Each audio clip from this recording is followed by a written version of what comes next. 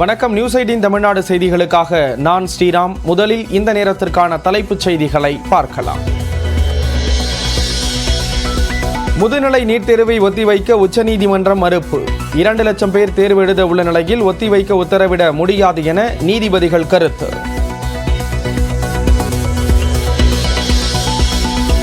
மாநிலங்களவையில் 2வது நாளாக அவைத் தலைவருக்கும் எதிர்க்கட்சி உறுப்பினர்களுக்கும் இடையே வார்த்தை போர். ஒரு நாள் முன்னதாகவே கூட்டத்தொடர் முடித்து வைப்பு.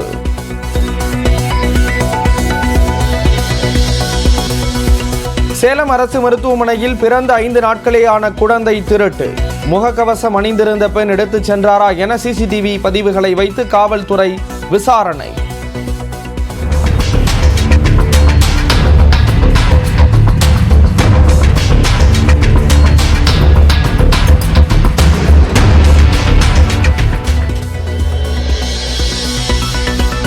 அரசு பள்ளியில் பயின்று உயர்கல்வி பயிலும் மாணவர்களுக்கு மாதம் 1000 ரூபாய் வழங்கும் தமிழ் புதல்வன் திட்டம் தொடக்கம். கோவையில் முதலமைச்சர் மு.க. ஸ்டாலின் தொடங்கி வைத்தார்.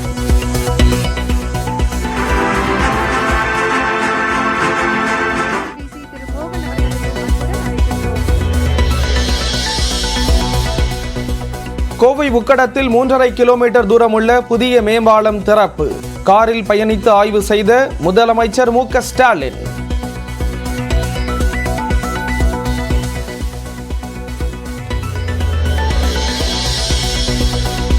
தமிழ்நாட்டின் துணை முதல்வர் உதயநிதி என குறிப்பிட்டு பேசிய அமைச்சர் ராஜகண்ணப்பன். ராமநாதபுரத்தில் தமிழ் புதல்வன் திட்ட தொடக்க விழாவில் சலசலப்பு.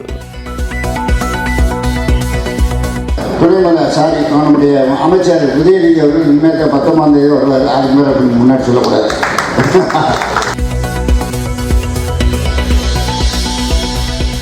மகளிர் உரிமை தொகை திட்டம் போல் ஆண்களுக்கும் எதிர்காலத்தில் உரிமை தொகை வழங்கப்பட வாய்ப்பு. காரைக்குடியில் அமைச்சர் பெரிய கருப்பன் பேச்சு. முதலமைச்சர் அவர்கள் தேர்தல் காலத்தில் வாக்குறுதி கொடுத்தார். குடும்ப தலைவிகளுக்கு 1000 ரூபாய் உரிமை தொகை வழங்கப்படும், ஆண்களுக்கு தரவில்லையே என்ற ஏக்கமும் கூட இருக்கும். அந்த ஏக்கத்தையும் எதிர்காலத்தில் தீர்த்து வைப்பதற்கான சூழ்நிலைகள் வரும் 18ஆம் தேதி கருணாநிதிக்கு நாணயம் வெளியிட வாய்ப்பு. நிகழ்ச்சியில் பங்கேற்க முதலமைச்சர் அழைப்பு விடுத்ததாக வானதி ஸ்ரீனிவாசன் தகவல்.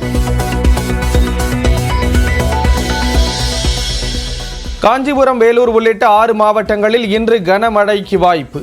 மதுரை, நெல்லை, தஞ்சை உட்பட 13 மாவட்டங்களில் நாளை மறுநாள் கனமழை பெய்யும் என கணிப்பு. ஆம்ஸ்ட்ராங் கொலைக்கு திட்டம் தீட்டிய ரவுடி சம்போ செந்தில் காஷ்மீரில் பதுங்கியிருப்பதாக தகவல். தென் மாவட்டத்தைச் சேர்ந்த கூலிப்படை தலைவனின் உறவினர் பாதுகாப்பில் இருக்கிறாரா என சிபிசிஐடி விசாரணை.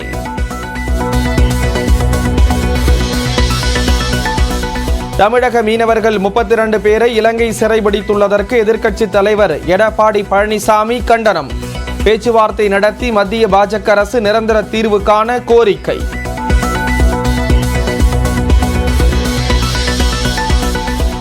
சமூக ஊடகங்களுக்கு ஒழுங்குமுறை விதிகளை கொண்டுவர வேண்டியது அவசியம்.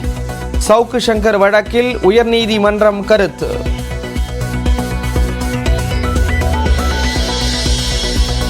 சேலம் பெரியார் பல்கலைக்கழக துணைவேந்தர் ஜெகநாதன் மீது குற்றவியல் நடவடிக்கை எடுக்கலாம். தொழிலாளர்கள் பணி நீக்க விவகாரத்தில் தமிழ்நாடு தொழிலாளர் நல ஆணையம் உத்தரவு. அண்ணா பல்கலைக்கழகத்தை நிர்வகிக்க உயர்கல்வித்துறை செயலாளர் தலைமையில் ஒருங்கிணைப்பு குழு அமைப்பு. துணைவேந்தர் வேல்ராஜின் பதவிக்காலம் நாளையுடன் நிறைவடைவதால் நடவடிக்கை. வக்பு சட்டத்திருத்த மசோதா குறித்து ஆய்வு செய்ய 31 எம்பிக்களை கொண்ட நாடாளுமன்ற கூட்டுக்குழு அமைப்பு. மக்களவையிலிருந்து ராசா உள்ளிட்ட 21 எம்பிக்கள் உறுப்பினர்களாக இருப்பார்கள் என அறிவிப்பு.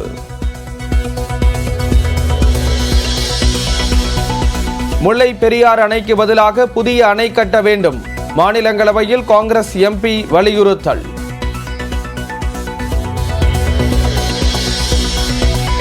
நிலச்சரிவு ஏற்பட்ட வயநாட்டில் திடீரென பயங்கர சத்தம் கேட்டதால் மக்களிடையே பரபரப்பு. நில அதிர்வு கருவியில் எதுவும் பதிவாகாத நிலையில் வருவாய்த்துறை அதிகாரிகள் ஆய்வு.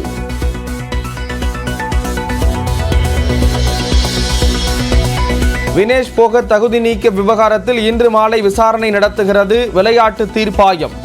ஒலிம்பிக் போட்டிகள் முடிவடைவதற்குள் தீர்ப்பு வெளியாகும் என எதிர்பார்ப்பு. ஒலிம்பிக் போட்டி நிறைவு விழாவில் இந்திய தேசிய கொடியை ஏந்திச் செல்கிறார் ஹாக்கி வீரர் ஸ்ரீஜேஷ். மனு பாக்கருடன் இணைந்து கொடியை ஏந்திச் செல்வார் என அறிவிப்பு. டெல்லி மதுபான கொள்கை முறைகேடு வழக்கில் கைதான முன்னாள் துணை முதல்வர் மணீஷ் சிசோடியாவுக்கு 17 மாதங்களுக்கு பிறகு ஜாமீன். தப்பி ஓடிவிட மாட்டார் என்றும் உச்சநீதிமன்றம் கருத்து. சென்னை போரூர் சுற்றுவட்டார பகுதிகளில் பெய்த மழையால் சாலையில் தண்ணீர் தேங்கியுள்ளது. இது குறித்த விவரங்களை செய்தியாளர் சோமசுந்தரம் வழங்க கேட்கலாம். சோமசுந்தரம், மழை தொடர்பான தகவல்களை பகிர்ந்துக்கலாம். வணக்கம் ஸ்ரீராம். தொடர்ந்து 2வது நாளாக சென்னை மற்றும் அதன் புறநகர பகுதிகளில் மாலை நேரங்களில் பரவலாக மழை பெய்து வருகிறது. அதன்படி போரூர், மாநகரம், மதுரவாயல், காரப்பாக்கம் உள்ளிட்ட பகுதிகளில் இன்று மாலை பரவலாக கனமழை பெய்தது. மேலும் மழை காரணமாக போரூர் பகுதியில் சாலைகள், அதாவது போரூர் மேம்பாலம் கீழ் அந்த சாலையில் மழை நீரானது குளம் போல் தேங்கி காட்சியளித்து வருகிறது. அதைத்தான் தற்போது நாம் பார்த்து வருகிறோம். இந்த பகுதிகளில் ஒவ்வொரு முறையும் மழை பொழியும் பொழுது இங்கு மழை நீர் குளம் போல் தேங்குவது வாடிக்கையாக உள்ளது. குறிப்பாக சம்பந்தப்பட்ட மாநகராட்சி அதிகாரிகள் மழை நீர் இங்கு தேங்காத வண்ணம் நடவடிக்கை எடுக்க வேண்டும் எனவும், அந்த பகுதிகளில் உள்ள மழைநீர் வடிகால்வாய் அடைப்புகளை சரி செய்ய வேண்டும் எனவும் கோரிக்கை எழுந்துள்ளது.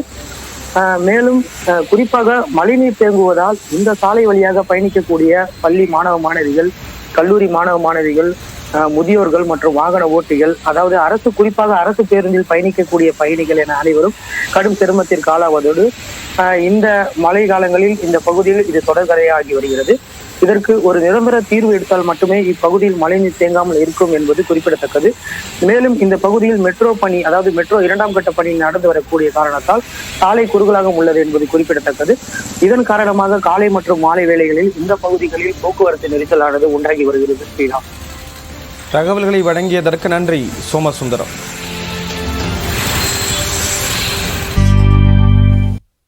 தொடர்ந்து நம்ம ஊரு செய்திகளை பார்க்கலாம்.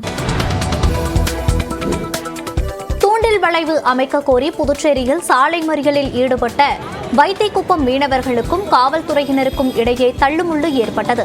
வைத்திக்குப்பம் கிராமத்தில் கடல் அரிப்பு காரணமாக கடற்கரை முழுமையாக மறைந்துவிட்டது.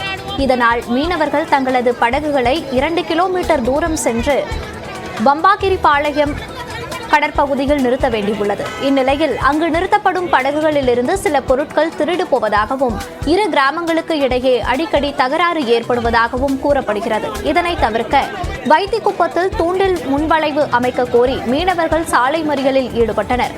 அப்போது அவர்களை சமாதானப்படுத்த வந்த காவல்துறையினருடன் தள்ளுமுள்ளு ஏற்பட்டது.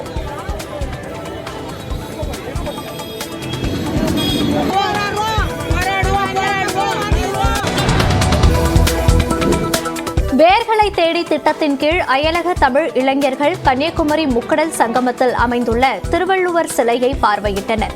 தென்னாப்பிரிக்கா, ஆஸ்திரேலியா, பர்மா, கனடா உட்பட பல்வேறு நாடுகளை சேர்ந்த 100 அயலக தமிழ் இளைஞர்களை தமிழ்நாடு பால்வளத்துறை அமைச்சர் மனோ தங்கராஜ், மாவட்ட ஆட்சியர் அழகுமீனா உட்பட சுற்றுலாத்துறை அதிகாரிகள் வரவேற்று படகில் அனுப்பி வைத்தனர். இத்திட்டத்தின் மூலம் தமிழ் கலாச்சாரம், தமிழ் பாரம்பரியத்தை நேரில் பார்க்க முடிந்தது என தெரிவித்த மாணவர்கள் அடுத்த தலைமுறைக்கும் எடுத்து செல்லும் விதமாக உள்ளதாகவும் கூறினர்.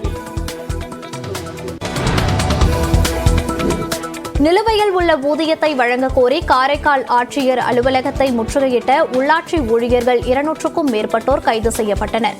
பணி நிரந்தரம் செய்ய வேண்டும், ஓய்வூதியத்தை உடனே வழங்க வேண்டும், உள்ளாட்சி ஊழியர்களுக்கு அரசே மாதந்தோறும் நேரடியாக ஊதியம் வழங்க வேண்டும் என்பன உள்ளிட்ட 6 கோரிக்கைகள் முன்வைக்கப்பட்டன. காரைக்கால் அரசலாறு மதகுடியில் இருந்து பேரணியாக வந்த உள்ளாட்சி ஊழியர்கள் ஆட்சியர் அலுவலகத்தை முற்றுகையிட்டு கண்டன கோஷங்களை எழுப்பினர்.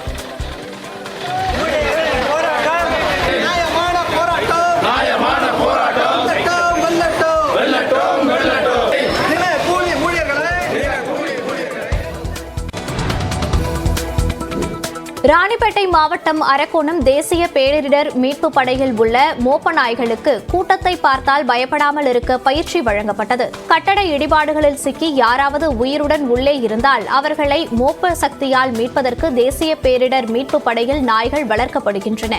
அதன்படி தற்போது 100 மோப்ப நாய்களுக்கு 56 வார கால பயிற்சி அளிக்கப்பட்டு வருகிறது. பயிற்சியின் நிறைவில் மக்கள் கூட்டத்தை பார்த்தால் மோப்ப நாய்கள் பயப்படாமல் இருக்கவும் பயிற்சி வழங்கப்பட்டது.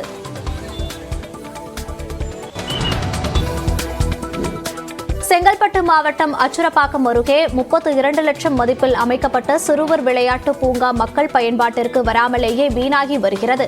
அச்சுரப்பாக்கம் பேரூராட்சி 5வது வார்டு பகுதியில் 30 சென்ட் பரப்பளவில் சிறுவர் விளையாட்டு பூங்கா கடந்த 2 ஆண்டுகளுக்கு முன்பு அமைக்கப்பட்டது. இந்த பூங்கா இதுவரையில் மக்கள் பயன்பாட்டிற்கு கொண்டுவரப்படாத நிலையில் கடந்த 2 நாட்களுக்கு முன்பு பெய்த மழை நீரில் மூழ்கியுள்ளது. மேலும் இங்கு அமைக்கப்பட்ட விளையாட்டுப் பொருட்களும் நடைபாதையும் தரமற்றதாக இருப்பதாகவும் பொதுமக்கள் குற்றம் சாட்டுகின்றனர்.